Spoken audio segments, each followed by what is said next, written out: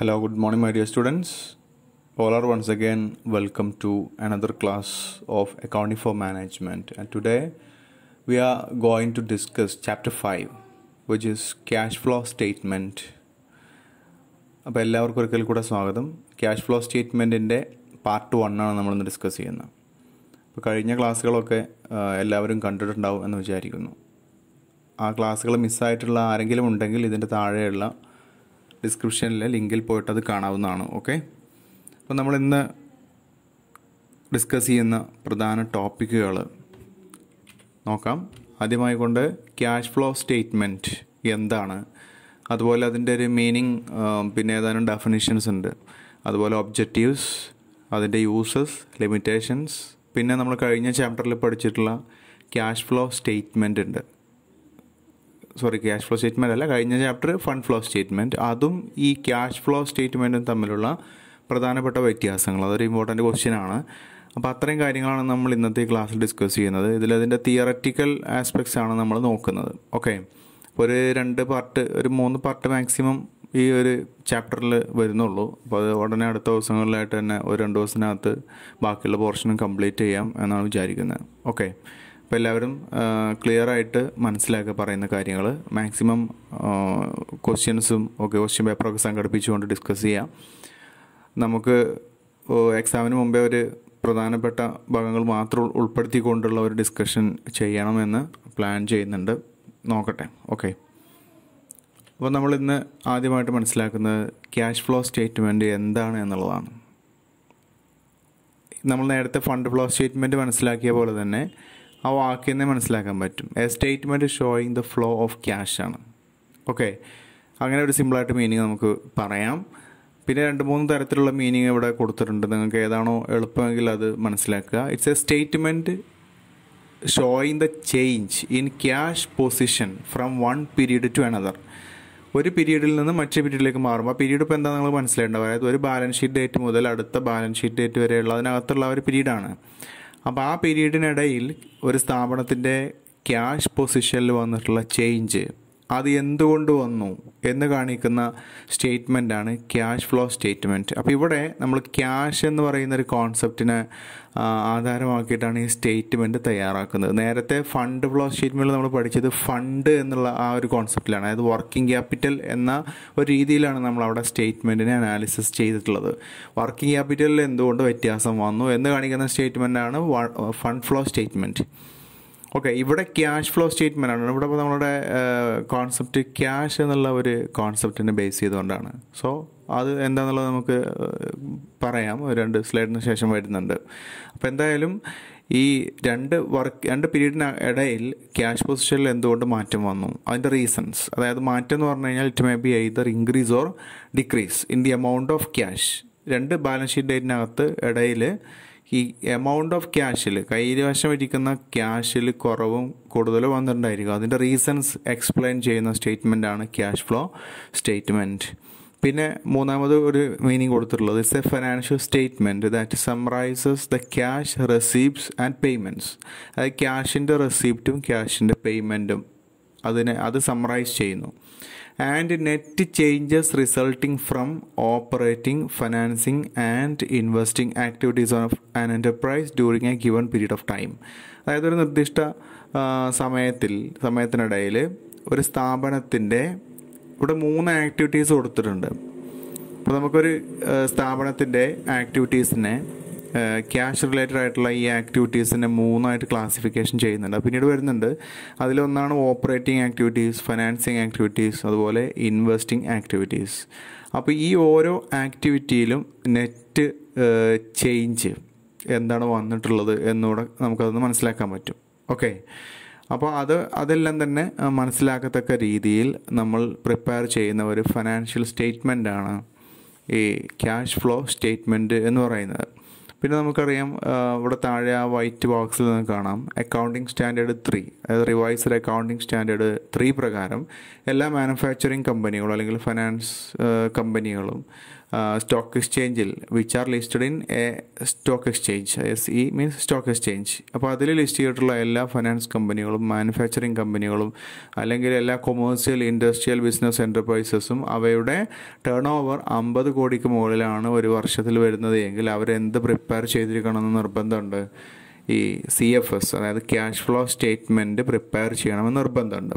ഇത് പ്രിപ്പയർ ചെയ്യാൻ 2 മെത്തേഡ് ഉണ്ട്, ഒന്ന് ഡയറക്റ്റ് മെത്തേഡും ഇൻഡയറക്റ്റ് മെത്തേഡും. അപ്പോൾ ഇവിടെ കൊടുത്തിട്ടുണ്ട് അത് ഇൻഡയറക്റ്റ് മെത്തേഡ് പ്രകാരമാണ് അത് ചെയ്യേണ്ടത്. ഈ ഒരു നിബന്ധന കൊണ്ടുവന്നിട്ടുള്ളത് April 1, 2001 മുതലാണ്. ഓക്കെ, അപ്പോൾ നമ്മൾ ഈ കമ്പനികളുടെയൊക്കെ ഫിനാൻഷ്യൽ സ്റ്റേറ്റ്മെൻറ്റ് എടുത്താൽ നിങ്ങൾക്ക് അതിൽ കാണാനും പറ്റും. ഇപ്പോൾ നെറ്റിലൊക്കെ നിങ്ങൾക്ക് ഒരുപാട് സ്റ്റേറ്റ്മെൻറ്റ്സ് അവൈലബിൾ ആയിരിക്കും. അപ്പോൾ അവർ അതിൽ അടിച്ചു കൊടുത്താൽ നിങ്ങൾക്ക് കിട്ടും. ഏതെങ്കിലും ഒരു കമ്പനിയുടെ പേര് കൊടുത്തിട്ട് അവരുടെ ഈ ഫിനാൻഷ്യൽ സ്റ്റേറ്റ്മെൻറ്റ്സ് അല്ലെങ്കിൽ അവരുടെ റിപ്പോർട്ട് എന്ന രീതിയിൽ ആനുവൽ റിപ്പോർട്ടൊക്കെ അടിച്ചാൽ മതി, ആനുവൽ റിപ്പോർട്ട്. അപ്പോൾ അതിലുണ്ടായിരിക്കും അവരുടെ ഈ ഫിനാൻഷ്യൽ സ്റ്റേറ്റ്മെൻറ്റ്സ് അറ്റാച്ച് ചെയ്തിട്ടുണ്ടായിരിക്കും. അതിൽ നിങ്ങൾക്ക് ഈ ക്യാഷ് ഫ്ലോ സ്റ്റേറ്റ്മെൻറ്റ് കാണാൻ പറ്റും. എന്നാൽ ഫണ്ട് ഫ്ലോ സ്റ്റേറ്റ്മെൻറ്റ് ഉണ്ടായിക്കൊള്ളണമെന്നില്ല എല്ലാ കമ്പനികളുടെയും റിപ്പോർട്ട്സിൽ. കാരണം അതിലേറെ ഇമ്പോർട്ടൻ്റ് ആയിട്ടുള്ളതും നിയമപരമായി കൊണ്ട് തന്നെ പ്രിപ്പയർ ചെയ്യേണ്ടതുമായിട്ടുള്ള ഒരു ഡോക്യുമെൻ്റാണ്, ഒരു സ്റ്റേറ്റ്മെൻറ്റാണ് ക്യാഷ് ഫ്ലോ സ്റ്റേറ്റ്മെൻറ്റ്. അതാണ് അതിൻ്റെ റീസൺ. ഓക്കെ, ഇനി നെക്സ്റ്റ് നമുക്ക് ഇതിൻ്റെ objectives, why a cash flow statement is prepared എന്നുള്ളതാണ്. അപ്പോൾ അതിൻ്റെ ഒബ്ജക്റ്റീവ്സ് നോക്കാം. ഒന്ന്, to identify the reasons for the increase or decrease in the cash balances between 2 balance sheet dates. അപ്പോൾ നമ്മളത് മനസ്സിലാക്കി, ഇനി ഞാൻ എക്സ്പ്ലെയിൻ ചെയ്യുന്നില്ല. Next one, to assess, monitor and control the liquid resources available in the enterprise. സ്ഥാപനത്തിൽ available ആയിട്ടുള്ള liquid resources അതിനെ assess ചെയ്യുക, മോണിറ്റർ ചെയ്യുക, അതുപോലെ തന്നെ കൺട്രോൾ ചെയ്യുക എന്നുള്ളതാണ്. ഓക്കെ, അതായത് ക്യാഷായിട്ട് നമുക്ക് ഈസി ആയിട്ട് കൺവേർട്ട് ചെയ്യാൻ പറ്റുന്ന അതെല്ലാം തന്നെ ഈ ക്യാഷ് ആൻഡ് ക്യാഷ് ഇക്വാലൻസ് എന്നുള്ളൊരു ഡെഫിനേഷൻ നമുക്ക് ഇതിൽ വരുന്നുണ്ട്. ക്യാഷ് എന്ന് പറഞ്ഞു കഴിഞ്ഞാൽ ഉദ്ദേശിക്കുന്ന അതാണ്, വെറും ക്യാഷ് നോട്ട് എന്നുള്ള പൈസ എന്നുള്ളൊരു ഉദ്ദേശത്തിൽ മാത്രമല്ല, നമുക്ക് ക്യാഷ് ഇക്വാലൻസ് എന്നും വരുന്നുണ്ട്. അതെന്താണെന്ന് മനസ്സിലാക്കാൻ പിന്നീട്. അപ്പോൾ എന്തായാലും സ്ഥാപനത്തിൻ്റെ ലിക്വിഡ് റിസോഴ്സസ് എല്ലാം അസസ് ചെയ്യുക, മോണിറ്റർ ചെയ്യുക, കൺട്രോൾ ചെയ്യുക എന്നുള്ളത് ഈ ക്യാഷ് ഫ്ലോ സ്റ്റേറ്റ്മെൻറ്റിൻ്റെ ഒരു ലക്ഷ്യമാണ്.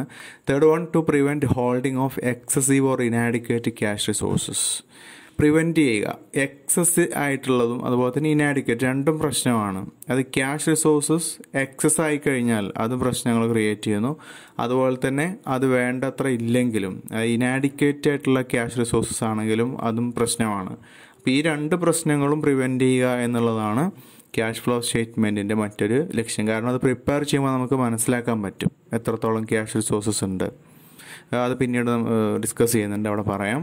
Fourth one, to help in capital budgeting decisions. Capital ബജറ്റിങ്ങിനെ ഹെൽപ്പ് ചെയ്യുന്നുണ്ട്, അതുമായി ബന്ധപ്പെട്ട തീരുമാനങ്ങൾ എടുക്കുന്നതിൽ സഹായിക്കുന്നു. ഇനി fifth one is to maintain optimal level of cash resources. ഇപ്പോൾ ഇതിൻ്റെയൊക്കെ ഒരു പ്രധാനപ്പെട്ട ഒബ്ജക്റ്റീവ് നമ്മളെപ്പോഴും വന്നെത്തുന്നത് ഇതിലാണ്, ഓപ്റ്റിമൽ ലെവൽ. ഓപ്റ്റിമൽ എന്ന് പറയുമ്പോൾ അതിൻ്റെ ഒരു ഏറ്റവും ബെസ്റ്റ് ലെവലാണ്. പറ്റ ലോയോ അല്ല, പറ്റ ഹൈയോ അല്ല, ആ ഒരു ബിറ്റ്വീൻ ലോ ആൻഡ് ഹൈ ആണ്, അതിൻ്റെ ഇടയിലുള്ള ലെവലാണ് ഓപ്റ്റിമം എന്നുള്ളത്. ഓക്കെ, അപ്പോൾ ആ ഒരു ലെവലിലുള്ള ക്യാഷ് റിസോഴ്സസ് മെയിൻറ്റെയിൻ ചെയ്യുക, അതാണ് മറ്റൊരു പ്രധാനപ്പെട്ട ലക്ഷ്യം. നേരത്തെ നമ്മൾ പറഞ്ഞ എക്സസീവ് ആവാനും പാടില്ല, ഇനാഡിക്വേറ്റ് ആവാനും പാടില്ല, അതിൻ്റെ ഇടയിലുള്ള ഒരു ഓപ്റ്റിമൽ ലെവൽ, അതിനാണ് ഓപ്റ്റിമൽ ലെവൽ എന്ന് പറയാം. ഓക്കെ, ആ ലെവലിലുള്ള ക്യാഷ് റിസോഴ്സസ് മെയിൻറ്റെയിൻ ചെയ്യുക. These are the objectives of cash flow statement. ഇനി നെക്സ്റ്റ് മനസ്സിലാക്കാനുള്ളത് ഇത് തമ്മിലുള്ള വ്യത്യാസങ്ങളാണ്. അതായത് നേരത്തെ ചാപ്റ്ററിൽ പഠിച്ച ഫണ്ട് ഫ്ലോ സ്റ്റേറ്റ്മെൻറ്റും ഈ ക്യാഷ് ഫ്ലോ സ്റ്റേറ്റ്മെൻറ്റും തമ്മിലുള്ള വ്യത്യാസങ്ങൾ. ക്യാഷ് ഫ്ലോ സ്റ്റേറ്റ്മെൻറ്റ് പ്രിപ്പയർ ചെയ്യുന്നത് ക്യാഷ് ബേസിസിലാണ്, ഫണ്ട് ഫ്ലോ സ്റ്റേറ്റ്മെൻറ്റ് ചെയ്യുന്നത് വർക്കിംഗ് ക്യാപിറ്റൽ ബേസിസിലാണ്. ഓക്കെ, രണ്ടാമത്തത് ക്യാഷ് ഫ്ലോ സ്റ്റേറ്റ്മെൻറ്റ് എന്ത് കാണിക്കുന്നു? കോസസ് ഓഫ് ചേഞ്ച് ഇൻ ക്യാഷിൽ വന്ന കാരണങ്ങളാണ്, അതിൽ വന്ന ചേഞ്ചസിൻ്റെ റീസൺസ് ആണ് അതിൽ അനലൈസ് ചെയ്യുന്നത്. ഫണ്ട് ഫ്ലോ സ്റ്റേറ്റ്മെൻറ്റിൽ ചെയ്യുന്നത് ഫണ്ടിൽ വന്നിട്ടുള്ള, അതായത് വർക്കിംഗ് ക്യാപിറ്റൽ വന്നിട്ടുള്ള ചേഞ്ചാണ്, അതിൻ്റെ കോസസ്സാണ്. ഇനി cash flow statement it is suitable or useful for short term financial analysis. അതിനാണ് ക്യാഷ് ഫ്ലോ സ്റ്റേറ്റ്മെൻറ്റ് സ്യൂട്ടബിൾ ആവുന്നത്. ഫണ്ട് ഫ്ലോ സ്റ്റേറ്റ്മെൻറ്റ് ആണെങ്കിൽ അവിടെ നമുക്ക് ലോങ് ടേം ഫിനാൻഷ്യൽ അനാലിസിസ് നടത്താം എന്നുള്ളതാണ്. ഇനി only one statement CFS is prepared. Cash flow സ്റ്റേറ്റ്മെൻറ്റിൽ ഒറ്റ സ്റ്റേറ്റ്മെൻറ്റേ ഉള്ളൂ, അതിൻ്റെ പേരാണ് ക്യാഷ് ഫ്ലോ സ്റ്റേറ്റ്മെൻറ്റ് എന്നുള്ളത്. അപ്പോൾ ഒരെണ്ണം മാത്രമേ പ്രിപ്പയർ ചെയ്യുന്നുള്ളൂ. എന്നാൽ ഫണ്ട് ഫ്ലോ സ്റ്റേറ്റ്മെൻറ്റിൽ statement showing changes in working capital എന്നുള്ളത് ഈ ഫണ്ട് ഫ്ലോ സ്റ്റേറ്റ്മെൻറ്റിനോട് കൂടെ നമ്മൾ പ്രിപ്പയർ ചെയ്യുന്നുണ്ട്. ഓക്കെ. അഞ്ചാമത്തത് only cash receives and disbursements of cash are recorded. ക്യാഷിൻ്റെ റെസിപ്റ്റും ക്യാഷിൻ്റെ ഡിസ്ബേഴ്സ്മെൻറ്റ് പറഞ്ഞാൽ അതിൻ്റെ ഒരു സ്പെൻഡിങ് ആണ്, അതിൻ്റെ പേയ്മെൻറ്റ്, അത് മാത്രമേ റെക്കോർഡ് ചെയ്യുന്നുള്ളൂ. ഫണ്ട് ഫ്ലോയിൽ ചെയ്യുന്നത് അതിൻ്റെ നെറ്റ് എഫക്റ്റാണ് റെക്കോർഡ് ചെയ്യുന്നത്. ഓക്കെ. അതായത് വർക്കിംഗ് ക്യാപിറ്റലിൽ ആ ചേഞ്ച് ആണല്ലോ നമ്മൾ റെക്കോർഡ് ചെയ്യുന്നത് അവിടെ. അല്ലാതെ അവിടെ എത്ര ക്യാഷ് കൊടുത്തു, ഇത്ര കിട്ടി എന്ന രീതിയിൽ നമ്മൾ ചെയ്യുന്നതിലുപരി അതിൻ്റെ ഒരു എഫക്റ്റാണ് നമ്മളവിടെ റെക്കോർഡ് ചെയ്യുന്നത്. ഇനി മറ്റൊന്ന് opening and closing balances of cash are shown. Cash flow സ്റ്റേറ്റ്മെൻറ്റിൽ ക്യാഷിൻ്റെ ഓപ്പണിംഗ് ബാലൻസും ക്ലോസിംഗ് ബാലൻസും കാണിക്കുന്നുണ്ട്. അത് സ്റ്റേറ്റ്മെൻറ്റ് പഠിക്കുമ്പോൾ മനസ്സിലാവും. Okay.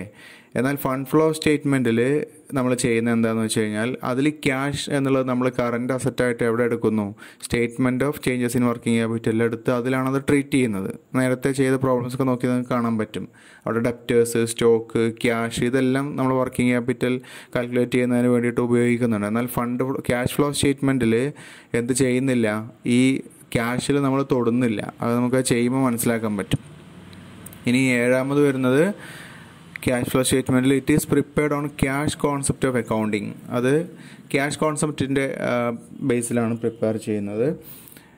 Fund flow statement prepare ചെയ്യുന്നത് അക്രൂവൽ കോൺസെപ്റ്റ് ഓഫ് അക്കൗണ്ടിങ് ആണ്. അക്രൂവൽ കോൺസെപ്റ്റിൻ്റെ ബേസിലാണ് അത് ചെയ്യുന്നത്. ഓക്കെ. പിന്നെയുള്ളത് എട്ടാമത്തത് it is more important for financial analysis. Cash flow statement ആണ് ഫിനാൻഷ്യൽ അനാലിസിസിന് കുറച്ചുകൂടെ ഇമ്പോർട്ടൻറ്റ്. എന്നാൽ അത്തരത്തിലുള്ളൊരു ഇമ്പോർട്ടൻസ് അതിന് ഫണ്ട് ഫ്ലോ സ്റ്റേറ്റ്മെൻറ്റിന് കുറവാണ്. So these are the differences between cash flow statement and fund flow statement. ഇനി നെക്സ്റ്റ് മനസ്സിലാക്കാനുള്ളത് ഇതിൻ്റെ ഇമ്പോർട്ടൻസ് ഓർ അഡ്വാൻറ്റേജസ്, യൂസസ്. ഇതെല്ലാം ചോദിച്ചു കഴിഞ്ഞാൽ ഒരേ ആൻസറാണ്. ഈ ക്യാഷ് ഫ്ലോ സ്റ്റേറ്റ്മെൻറ്റിൻ്റെ ഇമ്പോർട്ടൻസ്, അഡ്വാൻറ്റേജസ് അല്ലെങ്കിൽ യൂസസ്. ഒന്നാമത് പറയുന്നത് ഇപ്പോൾ നേരത്തെ നമ്മൾ ആ വ്യത്യാസം പറഞ്ഞ സമയത്ത് ആ കോളത്തിൽ വന്നല്ലോ, helpful in short term planning. CFS short term പ്ലാനിങ്ങിന് ഹെൽപ്പ് ചെയ്യുന്നു. അതായത് ഇതിൻ്റെ ബേസിൽ നമുക്ക് ഫിനാൻഷ്യൽ പ്ലാന് രൂപീകരിക്കാൻ സാധിക്കുന്നു എന്നുള്ളതാണ്. കാരണം ഇത് പ്രിപ്പയർ ചെയ്യുമ്പോൾ നമുക്ക് ഫണ്ടിൻ്റെ സോഴ്സും ആപ്ലിക്കേഷനും നമുക്ക് മനസ്സിലാക്കാൻ പറ്റും. അതായത് ഒരു കൃത്യ പീരീഡിനകത്ത് ഏത് സോഴ്സിൽ നിന്നെല്ലാം പണം വന്നു, ആ വന്ന പണം നമ്മൾ എന്ത് പർപ്പസിന് വേണ്ടിയെല്ലാം അപ്ലൈ ചെയ്തു എന്നുള്ളത് കൃത്യമായിട്ട് കിട്ടുന്നു. ഓക്കെ. അപ്പോൾ അതുകൊണ്ട് തന്നെ നമുക്കൊരു ഷോർട്ട് ടേം പ്ലാനിങ്ങിന് ഇത് ഹെൽപ്ഫുള്ളാണ്. രണ്ടാമത്തത് helpful in formation of financial policies. Helpful in formulation of financial policies. അവിടെ ഇൻഫോർമേഷൻ എന്നാണ് വന്നിട്ടുള്ളത്, തെറ്റാണ് കേട്ടോ. ഇങ്ങനെ റീഡ് ചെയ്യുക, തിരിച്ച് റീഡ് ചെയ്യുക. Helpful in formulation of financial policies. Financial പോളിസീസിൻ്റെ രൂപീകരണത്തിന് അത് ഹെൽപ്ഫുള്ളാണ് എന്നുള്ളതാണ്. ഓക്കെ. അതായത് ഇപ്പോൾ ഡിവിഡൻഡ് പോളിസി, ക്രെഡിറ്റ് പോളിസി തുടങ്ങിയിട്ടുള്ള സ്ഥാപനത്തിൻ്റെ ഫിനാൻഷ്യൽ പോളിസികളുണ്ടാവും. അപ്പോൾ അതൊക്കെ അവരുടെ ക്യാഷിൻ്റെ പൊസിഷൻ അനുസരിച്ചുകൊണ്ട്, അതിൻ്റെ ഫ്ലോ അനുസരിച്ചുകൊണ്ട്, ഇൻഫ്ലോ ഔട്ട്ഫ്ലോക്ക് അനുസരിച്ചുകൊണ്ട് അവർക്ക് ഡിറ്റർമൈൻ ചെയ്യാവുന്നതാണ്. Third one is provides A basis for cash budget. Cash flow ആണല്ലോ ഈ ബഡ്ജറ്റിൻ്റെ ഫൗണ്ടേഷൻ എന്ന് പറയുന്നത്. അതുകൊണ്ട് തന്നെ മന്ത്ലി അല്ലെങ്കിൽ ക്വാർട്ടർലി അല്ലെങ്കിൽ ഈവൻ ആനുവൽ ക്യാഷ് ബഡ്ജറ്റ് പോലും പ്രിപ്പയർ ചെയ്യുന്നതിന് വളരെയധികം ഹെൽപ്ഫുൾ ആയിട്ടുള്ള ഡാറ്റ ഈ ക്യാഷ് ഫ്ലോ സ്റ്റേറ്റ്മെൻറ്റ് പ്രൊവൈഡ് ചെയ്യുന്നുണ്ട്. മറ്റൊന്ന് വരുന്നത് reveals liquidity and solvency. Cash flow statement സ്ഥാപനത്തിൻ്റെ ലിക്വിഡിറ്റിയും അതുപോലെ തന്നെ സോൾവൻസിയും ഒക്കെ കറക്റ്റായിട്ട് അസസ് ചെയ്യുന്നതിന് വേണ്ടിയിട്ട് നമ്മളെ ഹെൽപ്പ് ചെയ്യുന്നുണ്ട്. പിന്നെ മറ്റൊന്ന് helps in efficient cash management. അത് നേരത്തെ നമ്മൾ മനസ്സിലാക്കി. അതായത് അണ്ടർ യൂട്ടിലൈസേഷനും അതുപോലെ ഓവർ യൂട്ടിലൈസേഷനും ഒന്നും ഉണ്ടാവാൻ പാടില്ല, അല്ലെ? ക്യാഷ് എക്സസീവായിട്ട് അതുപോലെ തന്നെ ഇനാഡിക്വേറ്റ് ആയിട്ടുള്ള ക്യാഷ് റിസോഴ്സസ് ഉണ്ടാവരുത്. രണ്ടിനും ഇടയ്ക്കുള്ള ഒരു optimum level of cash resources maintain ചെയ്യണം എന്ന് നമ്മൾ നേരത്തെ മനസ്സിലാക്കി ഒബ്ജക്റ്റീവിൽ. അപ്പോൾ അതുകൊണ്ട് തന്നെ ആ ഒരു ഒബ്ജക്റ്റീവാണ് ഇവിടെ പറയാനുള്ളത്, helps in efficient cash management. പിന്നെ മറ്റൊന്നുള്ളത് shows the causes of change in cash position. അത് നമ്മൾ മനസ്സിലാക്കിയതാണ്. ക്യാഷ് പൊസിഷനിലെ ചേഞ്ചിൻ്റെ കാരണങ്ങൾ കാണിക്കുന്നു എന്നുള്ളതാണ്. ഓക്കെ. അതായത് എന്തുകൊണ്ടാണ് ക്യാഷ് ബാലൻസ് വളരെ ലോ ആയിരിക്കുന്നത്, സ്ഥാപനത്തിൻ്റെ ക്യാഷ് ബാലൻസ് എന്തുകൊണ്ടാണ് വളരെ ലോ ആയിരിക്കുന്നത്, അതോടൊപ്പം തന്നെ എന്തുകൊണ്ടാണ് വളരെ ഹൈ ആയിരിക്കുന്നത്. ഇത് രണ്ടും ഒരു പ്രശ്നമാണ് ഒരു കണക്കിന്. അപ്പോൾ അത് എന്തുകൊണ്ട് എന്നുള്ളത് കാണിക്കുന്നു. അപ്പോൾ ചില സമയത്ത് ക്യാഷ് ബാലൻസ് ലോ ആയിരിക്കും, നമുക്ക് ഹൈ പ്രോഫിറ്റ് ഉണ്ടാവും. ചിലപ്പോൾ നേരെ തിരിച്ചും വരാം, പ്രോഫിറ്റ് ലോ ആയിരിക്കും പക്ഷേ ക്യാഷ് ഇൻ ഹാൻഡ് അല്ലെങ്കിൽ ക്യാഷ് പൊസിഷൻ വളരെ കൂടുതലും ഉണ്ടായിരിക്കും. അപ്പോൾ അവിടെയൊക്കെ എന്തൊക്കെയോ കുഴപ്പങ്ങളുണ്ട് എന്നുള്ളതാണ് ഇതിൻ്റെയൊക്കെ ഒരു അർത്ഥം. അപ്പോൾ അതൊക്കെ അനലൈസ് ചെയ്യാൻ നമ്മളെ ഹെൽപ്പ് ചെയ്യുന്നു. പിന്നുള്ളത് ഹെൽപ്ഫുൾ ഇൻ കൺട്രോളാണ്. ക്യാഷ് ഫ്ലോ സ്റ്റേറ്റ്മെൻറ്റ് ഒരു കൺട്രോൾ ഡിവൈസായിട്ട് ആക്ട് ചെയ്യുന്നുണ്ട് എന്നുള്ളതാണ്. അതായത് ഇപ്പോൾ കഴിഞ്ഞ വർഷത്തെ ഒരു ക്യാഷ് ഫ്ലോ സ്റ്റേറ്റ്മെൻറ്റ് എടുത്തുകൊണ്ട് നമുക്ക് ക്യാഷ് ബഡ്ജറ്റുമായിട്ട് കമ്പയർ ചെയ്യാൻ പറ്റും. അതായത് കഴിഞ്ഞ വർഷത്തെ ക്യാഷ് ഫ്ലോ സ്റ്റേറ്റ്മെൻറ്റ് പ്രിപ്പയർ ചെയ്യുമ്പോൾ നമുക്ക് ക്യാഷിൻ്റെ ഇൻഫ്ലോ ഔട്ട്ഫ്ലോ ഒക്കെ മനസ്സിലായി. അതിൻ്റെ ബേസിൽ നമ്മൾ ക്യാഷ് ബഡ്ജറ്റൊക്കെ ചെയ്യുന്നു. എന്നിട്ട് ഈ വർഷം എത്തുമ്പോൾ എത്രത്തോളം ഒരു വേരിയേഷൻ അതിൽ നിന്ന് വന്നിട്ടുണ്ട്, നമ്മൾ ആ ഫോർകാസ്റ്റ് ചെയ്ത പോലെയൊക്കെ സംഭവിച്ചിട്ടുണ്ടോ എന്നുള്ളതൊക്കെ നമുക്ക് മനസ്സിലാക്കാൻ പറ്റും. അപ്പോൾ ആ രീതിയിലുള്ളൊരു കൺട്രോളിങ്ങിന് ഇത് ഹെൽപ്ഫുള്ളാണ്. പിന്നെ മറ്റൊന്നുള്ളത് helpful in short term financial decisions. Short term financial decision എടുക്കുന്നതിന് വേണ്ടി ഹെൽപ്പ് ചെയ്യുന്നു എന്നുള്ളതാണ്. ഓക്കെ, അതായത് ഇപ്പോൾ ലോണിൻ്റെ റീപേയ്മെൻറ്റ്, ബോണസ് കൊടുക്കുക, പിന്നെ സ്ഥാപനത്തിൻ്റെ ഫണ്ട് പുറത്ത് എവിടെയെങ്കിലും ഷോർട്ട് ടേമിൽ ഇൻവെസ്റ്റ് ചെയ്യുക, ഇത്തരത്തിലുള്ള കാര്യങ്ങളൊക്കെ ചെയ്യണ്ടയോ എന്നുള്ളത് അവരുടെ ഈ ഒരു ക്യാഷിൻ്റെ പൊസിഷൻ അനുസരിച്ചുകൊണ്ടിരിക്കും. അപ്പോൾ അതെല്ലാം തന്നെയാണ് ഈ ഷോർട്ട് ടേം ഫിനാൻഷ്യൽ ഡിസിഷൻ എന്നുള്ളതുകൊണ്ട് ഉദ്ദേശിക്കുന്നത്. അപ്പോൾ അത്തരത്തിലുള്ള തീരുമാനങ്ങൾ എടുക്കുന്നതിന് വേണ്ടിയിട്ട് അത് ഹെൽപ്പ് ചെയ്യുന്നുണ്ട്. ഓക്കെ, പിന്നെ ഇനി വരുന്നത് ഇതിൻ്റെ ലിമിറ്റേഷൻസ് ആണ്. Limitations of cash flow statement. ഇതിൽ ഒന്നാമത്തെ പ്രധാന limitation it ignores non cash transaction. ഇപ്പോൾ നോൺ ക്യാഷ് ട്രാൻസാക്ഷൻ ഇത് ഇഗ്നോർ ചെയ്യുന്നു എന്നുള്ളതാണ്. അതായത് ഇപ്പോൾ ഒരു മെഷീനറി പർച്ചേസ് ചെയ്യുന്നത് ക്യാഷ് കൊടുത്താണെങ്കിൽ ഇതിൽ വരും, പക്ഷേ ക്യാഷ് അല്ലാതെ നമ്മൾ പകരം ഡിബഞ്ചറോ ഷെയറോ ഒക്കെ ഇഷ്യൂ ചെയ്തുകൊണ്ടാണ് മെഷീനറി പർച്ചേസ് ചെയ്യുന്നതെങ്കിൽ ഇത് നോൺ ക്യാഷ് ട്രാൻസാക്ഷനാണ്. ഇതിൽ ക്യാഷിൻ്റെ ഫ്ലോ ഇല്ല. ഓക്കെ, മെഷീനറി വാങ്ങിക്കുന്നു, പകരം ഷെയർ കൊടുക്കുക, ഡിബഞ്ചർ കൊടുക്കുക ചെയ്യുമ്പോൾ അവിടെ ക്യാഷ് ഫ്ലോ സംഭവിക്കുന്നില്ല. അപ്പോൾ ക്യാഷ് ഫ്ലോ സംഭവിക്കുന്ന കേസുകൾ മാത്രമേ ഇതിൽ കൺസിഡർ ചെയ്യുന്നുള്ളൂ. അപ്പോൾ അത് ഇതിൻ്റെ ഒരു പ്രശ്നമാണ്. രണ്ടാമത്തത് not a substitute for income statement.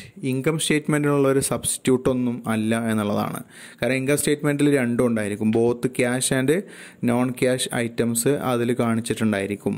ഈ ക്യാഷ് ഫ്ലോ സ്റ്റേറ്റ്മെൻറ്റിൽ നെറ്റ് ക്യാഷിൻ്റെ ഇൻഫ്ലോയും ഔട്ട്ഫ്ലോയും മാത്രമേ ഉള്ളൂ എന്നുള്ളതാണ്. ഓക്കെ, അതുകൊണ്ട് തന്നെ ഇത് സ്ഥാപനത്തിൻ്റെ ഒരു നെറ്റ് പ്രോഫിറ്റ് ഓർ ലോസ് അതിന് ഈക്വൽ അല്ല എന്നുള്ളതാണ് മനസ്സിലാക്കാനുള്ളത്. മൂന്നാമത്തത് ഹിസ്റ്റോറിക്കൽ ഇൻ നേച്ചറാണ്. അതിപ്പോൾ നമ്മൾ മറ്റേ ഫണ്ട് ഫ്ലോയ്ക്കൊക്കെ പറഞ്ഞു തരുന്നൊരു പ്രശ്നം തന്നെയാണ്.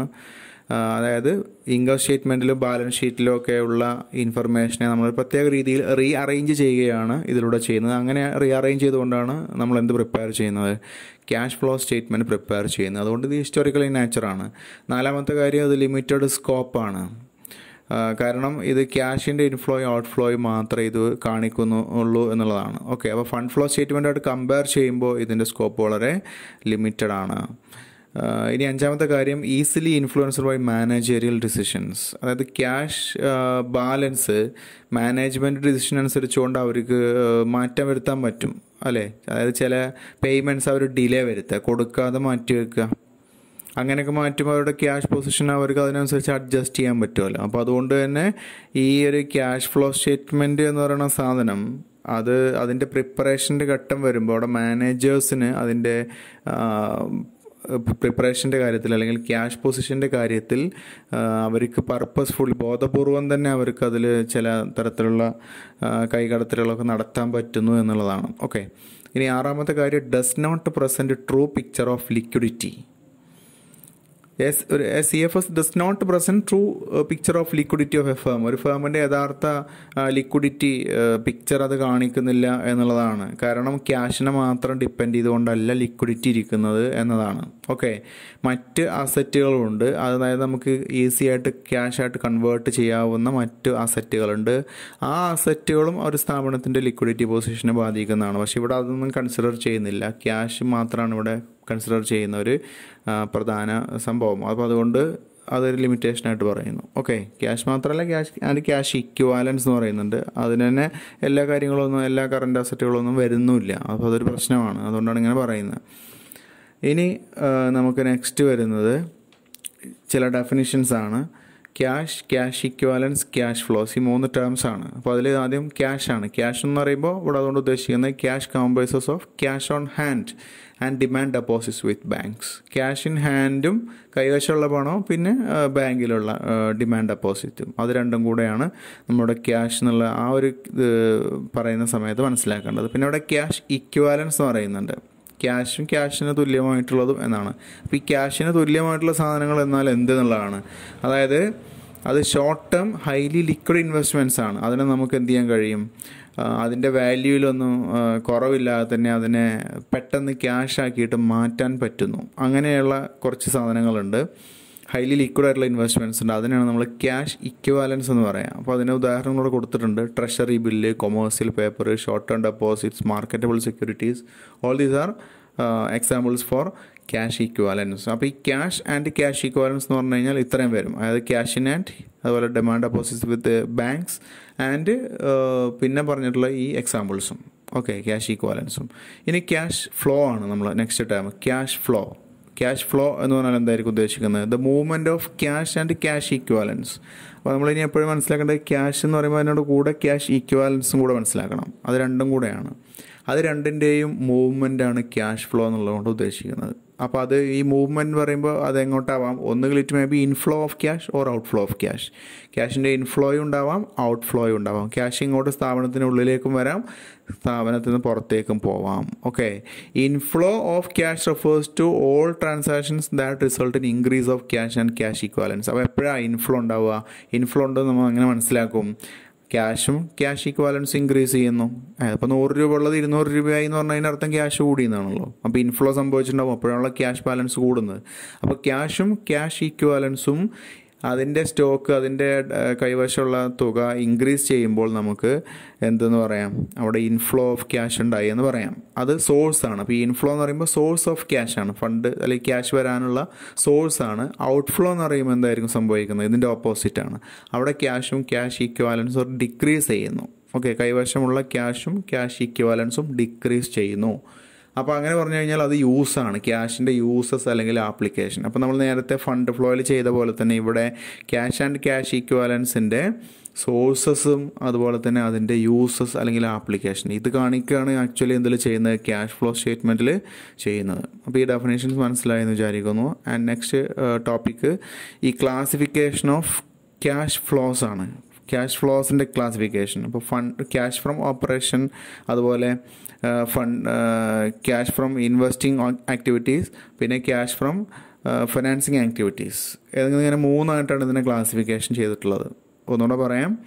Cash flow from operating activities, cash flow from investing activities, cash flow from financing activities. അപ്പോൾ ഇത് അക്കൗണ്ടിങ് സ്റ്റാൻഡേർഡ് 3 പ്രകാരം ഈ ക്യാഷ് ഫ്ലോയിലും വരുന്ന ചേഞ്ചസ്, ക്യാഷ് ഔട്ട്ഫ്ലോയിൽ വരുന്ന ചേഞ്ചസിനെ നമ്മൾ മൊത്തത്തിൽ 3 ടൈപ്പ് ഓഫ് ആക്ടിവിറ്റീസ് ആയിട്ടാണ് തിരിച്ചിട്ടുള്ളതാണ് ഈ operating, investing and financing activities എന്ന് പറയുന്നത്. അപ്പോൾ നമ്മൾ ഈ ഓരോ ആക്ടിവിറ്റിയിലും ക്യാഷിൻ്റെ ഫ്ലോ ഉണ്ടായിരിക്കും. ഫ്ലോ എന്ന് പറഞ്ഞാൽ രണ്ടും വരും, ഇൻഫ്ലോയും വരും, ഔട്ട്ഫ്ലോയും വരും. അപ്പോൾ ഇനി 3 കേസിലും നമ്മൾ എങ്ങനെയാണ് ക്യാഷിൻ്റെ ഫ്ലോയും ഇൻഫ്ലോയും ഔട്ട്ഫ്ലോയും ഒക്കെ വരുന്നത് എന്നുള്ളതാണ് മനസ്സിലാക്കുന്നത്. ഓക്കെ, ആദ്യമായിട്ട് cash flow from operating activities, അതിൽ ഒന്നാമത്തേതിലേക്ക് പോകാം. Cash flows from operating activities. അപ്പോൾ ഇവിടെ നമ്മൾ മനസ്സിലാക്കാനുള്ളത് ഇത് രണ്ടായിട്ട് മനസ്സിലാക്കുക. ഒന്ന് ക്യാഷ് ഫ്ലോ എന്നുള്ളതും രണ്ടാമത്തെ ഓപ്പറേറ്റിംഗ് ആക്ടിവിറ്റീസ്. അപ്പോൾ ആദ്യമായിട്ട് മനസ്സിലാക്കേണ്ടത് what are operating activities. Operating activities are the main revenue generating activities of the enterprise. അതായത് ഒരു കമ്പനിയുടെ അല്ലെങ്കിൽ ഒരു സ്ഥാപനത്തിൻ്റെ പ്രധാനമായ റവന്യൂ ജനറേറ്റ് ചെയ്യാൻ വേണ്ടിയിട്ട് അവർ ഏർപ്പെടുന്ന ആക്ടിവിറ്റീസ്, അതുമായി ബന്ധപ്പെട്ട് ചെയ്യുന്ന ആക്ടിവിറ്റീസ്, അതിനാണ് ഓപ്പറേറ്റിംഗ് ആക്ടിവിറ്റീസ് എന്ന് പറയുന്നത്. Okay, these involve producing or acquiring goods and services and selling. അപ്പോൾ അതിൽ ഉൾപ്പെടുന്ന എന്താണ്? സാധന സേവനങ്ങൾ പ്രൊഡ്യൂസ് ചെയ്യാനാവാം, അല്ലെങ്കിൽ അതിൻ്റെ അക്വസിഷൻ ആവാം, അത് അക്വയർ ചെയ്യലാവാം, ഓക്കെ, അല്ലെങ്കിൽ അത് വിൽക്കലാവാം. അതൊക്കെയാണ് അവരുടെ പ്രധാനപ്പെട്ട ഓപ്പറേറ്റിംഗ് ആക്ടിവിറ്റീസ് എന്നുള്ളത് ഉദ്ദേശിക്കുന്നത്. ചുരുക്കത്തിൽ പറഞ്ഞു കഴിഞ്ഞാൽ ഓപ്പറേഷനുമായി ബന്ധപ്പെട്ട ആക്ടിവിറ്റീസാണ് ഓപ്പറേറ്റിംഗ് ആക്ടിവിറ്റീസ്. ഇനി അതിൻ്റെ എക്സാമ്പിൾസ് നോക്കാം. അപ്പോൾ ഈ ഓപ്പറേറ്റിംഗ് ആക്ടിവിറ്റീസിൽ തന്നെ എന്തുണ്ട്?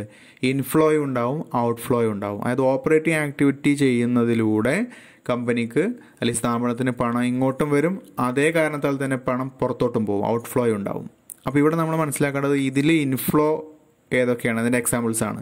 ഇവിടെ എക്സാമ്പിൾ കാണാം, examples of cash flows from operating activities. അപ്പോൾ അതിൽ ക്യാഷ് ഇൻഫ്ലോ ആദ്യത്തെ. അപ്പോൾ അതിൽ ഒന്നാമത്തെയാണ് ക്യാഷ് സെയിൽ, വിൽപ്പന. അതൊരു കമ്പനിയുടെ ഏറ്റവും പ്രധാനമായിട്ടും റവന്യൂ വരുന്ന ഒരു മാർഗം എന്ന് പറഞ്ഞു കഴിഞ്ഞാൽ ഒരു വിൽപ്പനയാണല്ലോ. അപ്പോൾ അവർ ക്യാഷ് സെയിൽ ചെയ്യുന്നു, ക്യാഷ് സെയിൽസ്. അപ്പോൾ സെയിൽ എന്നുള്ളത് ഒരു ഓപ്പറേറ്റിംഗ് ആക്ടിവിറ്റിയാണ്, അതോടൊപ്പം തന്നെ അതൊരു ഇൻഫ്ലോ ആണ്, പൈസ ഇങ്ങോട്ട് കിട്ടുന്ന ഒരു മാർഗമാണ്. ഓക്കെ, രണ്ടാമത്തെ എല്ലാം ഇപ്പോൾ ഇതേപോലെ മനസ്സിലാക്കണം. രണ്ടാമത്തെ cash receives from debtors for sale of goods or rendering service. സാധനങ്ങൾ വിൽക്കുമ്പോൾ അല്ലെങ്കിൽ സർവീസ് പ്രൊവൈഡ് ചെയ്യുന്ന സമയത്ത് ഡെപ്റ്റേഴ്സിൻ്റെ കയ്യിൽ നിന്ന് ക്യാഷ് റെസീപ്റ്റ് വരുന്നതാണ്. ഡെപ്റ്റേഴ്സ് ആയിരിക്കും അവർ, പിന്നെ അവരുടെ കയ്യിൽ നിന്ന് പൈസ ആയിട്ട് നമുക്ക് കിട്ടുന്നു. ഓക്കെ, മൂന്നാമത്തെ cash receives from royalty, fees, commission and other revenue. ഇപ്പോൾ ഈ പേരിലെല്ലാം തന്നെ ക്യാഷ് കിട്ടുന്നു. റോയൽറ്റി ആയിട്ടാവാം, ഫീ ആവാം, കമ്മീഷൻ ആവാം, അല്ലെങ്കിൽ മറ്റേതെങ്കിലും റവന്യൂ ഐറ്റം.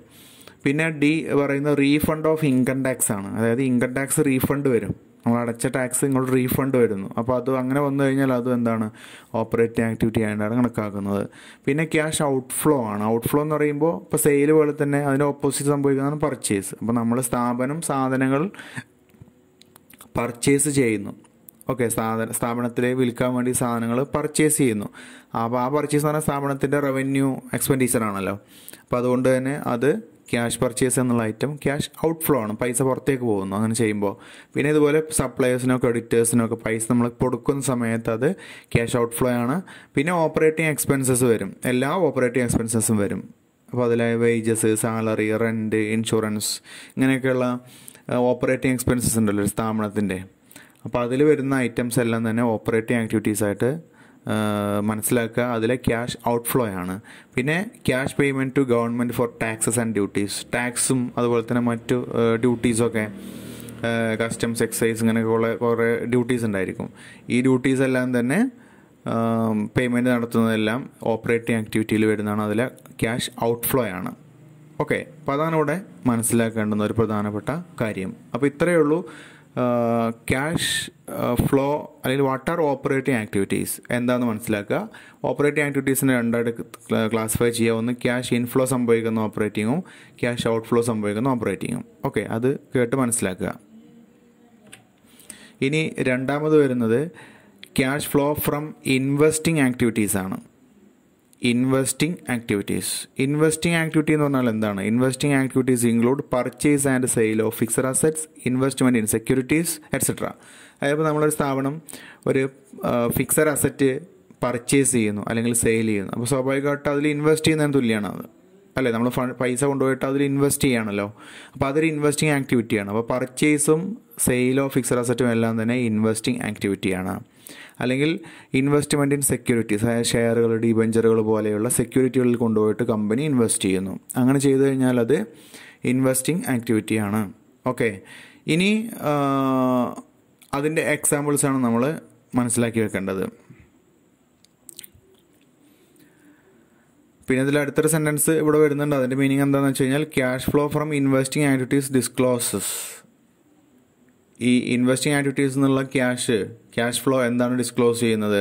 അതായത് കമ്പനിക്ക് പെർമനൻ്റ് ആയിട്ട് ഫ്യൂച്ചറിൽ ഒരു ഇൻകം ജനറേറ്റ് ചെയ്യണം. ആ ഇൻകം ജനറേറ്റ് ചെയ്യാൻ വേണ്ടിയിട്ടാണ് നമുക്ക് എന്ത് വരുന്നത്?